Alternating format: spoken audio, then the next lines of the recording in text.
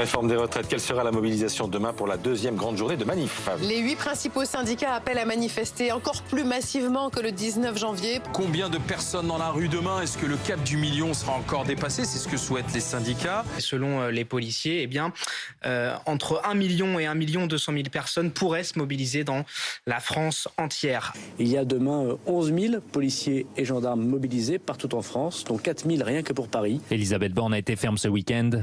L'âge de départ à 64 ans est non négociable. Est-ce que cette réforme est juste ou est-ce qu'elle n'est pas juste?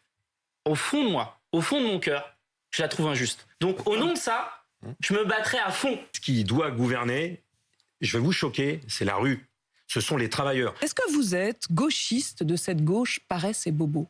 Alors déjà, on voit le niveau des arguments qu'a le ministre quand il ne reste que ça comme argument. C'est Gérald Darmanin qui dit ça de vous, de la France Insoumise, que c'est des gauchistes de cette gauche paresse et bobo qui veulent bordéliser le pays. La bordélisation, comme vous l'avez évoqué, je pense qu'on la constate depuis ce matin malheureusement en commission à l'Assemblée nationale.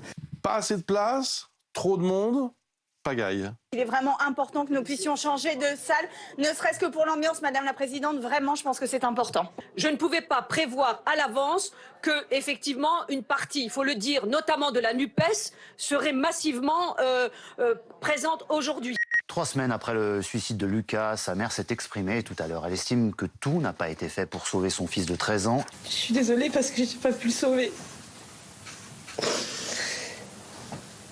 Et que personne n'a pu le sauver, en fait.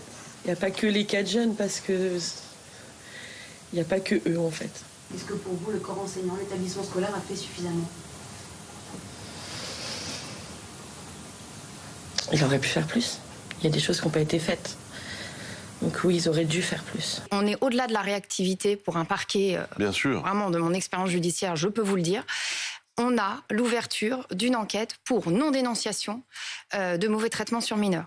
C'est inédit. Visiblement, il peut y avoir un problème, parce qu'il y a une autre mère de famille qui a témoigné de ce que subissait sa fille. C'est limite des insultes, des coups de pied, des coups de poing dans le visage jusqu'au nez. On a beau dire au principal qu'il doit faire quelque chose, mais il ne fait rien. On ne sait pas si les personnes ont été convoquées, on n'en sait rien. Vladimir Poutine a-t-il menacé Boris Johnson? C'est en tout cas ce qu'affirme l'ancien chef du gouvernement britannique dans un documentaire de la BBC.